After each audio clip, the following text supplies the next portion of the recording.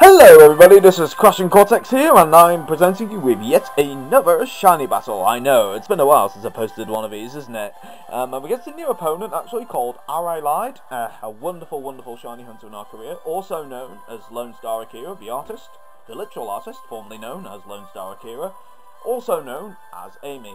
A wonderful, wonderful, wonderful artist and shiny hunter, a fellow friend, and a valued member of both the community at Shiny Hunters United, as well as the shiny hunting community in a wider scale in general.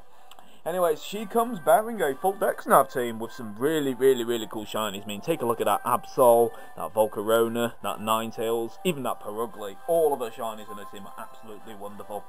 As for me, I decided to bring a few new threats, some which have seen very little use, such as Regirock and Beedrill, and others such as Pangoro, and to a lesser extent Togekiss, who have sort of experienced better changes which improve them in Omega Ruby and Alpha Sapphire, as well as Entei and Reuniclus, since I don't think either of them have really been shown off in the shiny battle on YouTube yet.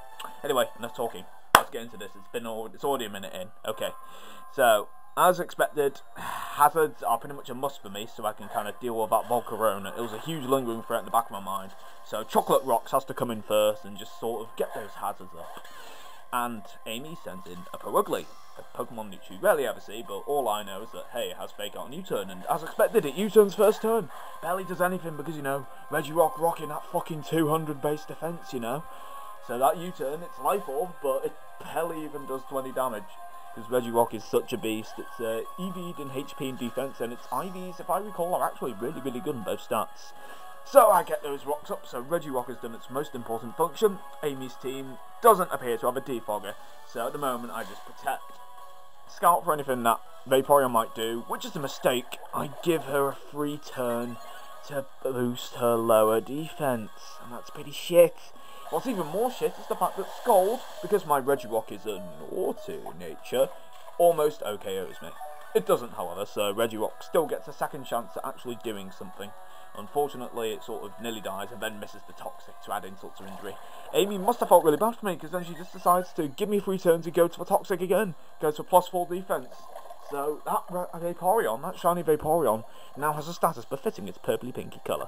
It is poisoned, and that poison really helps for the rest of the battle. It wears it down so that another Pokemon of mine, which you'll see later on, can sort of take it down.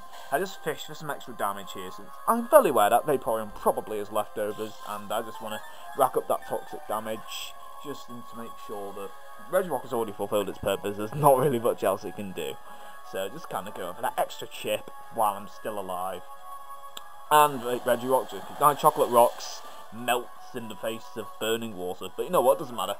My hunk of rocks, it performed its job. Lovely work, Regirock. Okay, now Volcarona will no longer be much of a threat. And if it was specially defensive, I probably would have been able to take on the Volcarona regardless, unless I had Giga Drain, in which case I'd probably be screwed.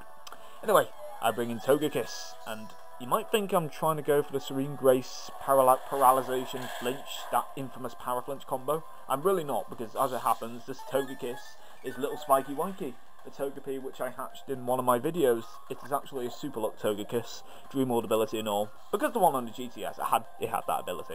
And even though I'm not Serene Grace, I'm a prick, so yes, Slash actually manages to get the freeze off and then the crit next turn. So yeah, this Togekiss definitely lives up to its ability Super Luck, and it's actually able to take out that Vaporeon, no longer a threat. But then in comes in Perugly, which has Fake Out, and even though I'm not really too threatened by a big fat purple tiger cat, that's the actual name of the animal, even though I'm not really too threatened by it, at the same time I kind of would like it gone, and I'm not sure what it would do. And Amy had a bit of a brain fart here. She kind of forgot that Togekiss was a fairy type, so she went for Sucker Punch. I don't know, she must have thought Togekiss was psychic or something. So I kind of go for Thunder Wave, and she continues to do Sucker Punch, not realising I resist it. It does a bit more than expected, but this Togekiss EV'd, it's a specially defensive one, so max HP, max special defense, and one Air Slash actually surprisingly takes out the fat cat. It is no longer a worry, but it was never a worry to begin with. Even though it is fat, it is very cute.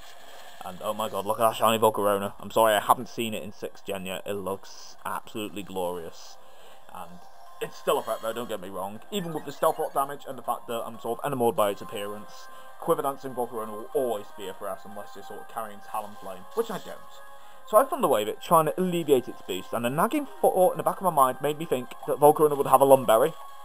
It does have a fucking Lumberry. but thankfully, specially defensive Togekiss kind of pulls through here. It's such a beast in this battle. It's able to take down a large amount of Amy's team, live that fiery dance, get off another Thunder Wave. Volcarona is now much less of a threat, and I can go for my own passive recovery, just make sure I can get that extra boosted health, survive another fiery dance.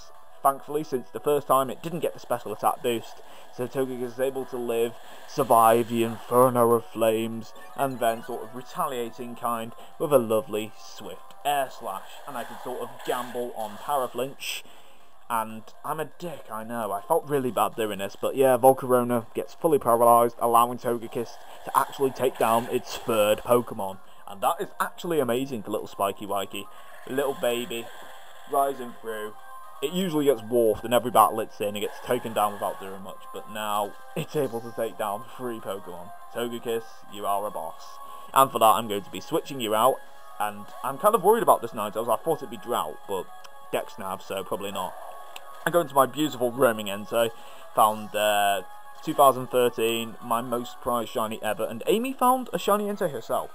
And she thought it was a beautiful shiny when she got it, but didn't appreciate it beforehand. And yeah, we both love it.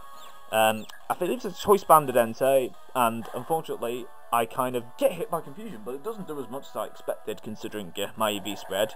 Nasty Plot Ninetales though, still pretty threatening to my team, which is mostly composed of poor IV Niche Mons. Stone Edge actually hits, amazingly, I know, I was surprised as well, and that Ninetales goes down. I don't know how Entei outsped it, probably IVs, but you know what, I love this Entei. And here we go, we got the demonic evil monkey which lives in Chris Griffin's closet. We have the Absol, a Pokemon I thought was a monkey until like a few days ago where Amy told me it was supposed to be a dog. But does it look like a dog to you? It looks like a fucking monkey. So anyway, you know that pandas are the natural enemy of evil monkeys everywhere. Even if they Mega Evolve, Pangor will be able to pretty much take anything that Mega Absol has to offer, unless it has Play Rough, which I was admittedly very worried about. Dark Fairy coverage is great, but it's also quite difficult to get. And my Pangor is Scarf, but since it's slower than a scaly tortoise's scrotum, even with a choice Scarf, it actually takes a Flamethrower and goes in a T-pose before actually being able to pull off its move, which thankfully does KO the evil demon monkey. So Chris, you are safe. That does surprise me though. My Pangor is slow as balls. Choice Scarf, I'm not even being able to outspeed Mega Absol. That's pretty bad. Now, Miss Magus is a wonderful shiny. Even though some people think it looks like Vomit, I was worried about the Will-O-Wisp. But I also wanted to show off some of my Pokemon in my team, because I didn't really get to do that much. That was a good idea, because I totally blanked on the fact that Miss Magus learned Dazzling Gleam, and Pangoro would have kind of completely, totally died if that happened. So, I just switched into Beedrill, surprisingly hilarious prediction, and you know what I'm going to do now. This is the reason we're using Beedrill. Shiny fucking Mega Beedrill. My god, it looks wonderful. But don't get too hyped about it. This Mega Beedrill happens to be a timid nature. So don't think it's going to be wrecking any souls anytime soon. It's really not. It's fast as hell, but obviously I needed that free turn to get the Mega Evolution, and I also scouted, and that Miss Magus does have Will-O-Wisp, which is why I switched out. I was dead worried. Take a look at this, okay? Adaptability boosted U-turn from a timid-natured Mega Beedrill. A resisted hit does 50% to that Miss Magus. What a boss. Again, I just want to show off the last member of my team, lovely Magic Guard Reuniclus, and this also happens to be a really good prediction because Reuniclus has frickin' Magic Guard, meaning that the burn means absolutely nothing. If anything, it's a benefit to me. I can just sit there, completely status, but not taking any of the residual damage. Miss Magus then decides to use Hex, and this really surprised me. It completely one-shots me. Just like that. Bam! Reuniclus. It's max HP and max special attack, and Miss Magus' Hex, presumably defensive Miss Magus, since it has leftovers, it just OKOs me just like that. Now that's freaking incredible. Props to that friggin' Miss Magus. And I just go into Fat Panda Slob over here, Big Fatty Bum Bum. The one who can't even and here's something funny as well, we can't even outspeed a Miss Magus with a choice Scarf. Would you believe that? I know I'd kind of already won at this moment, but I also wanted to make sure that Amy gets to show off a lot of her Mon's capabilities as well as mine. Go for the knockoff, and even with a burn, it actually manages to take out that Miss Magus, which is dead good. Pangoro really got buffed with the move 2 to moves. Knockoff Drain Punch is a real threat. And thank you so much for that battle, Amy. You are a wonderful person and a wonderful shiny hunter. That was a lot of fun. And anyway, sorry for if I'm rambling. I'll see you soon.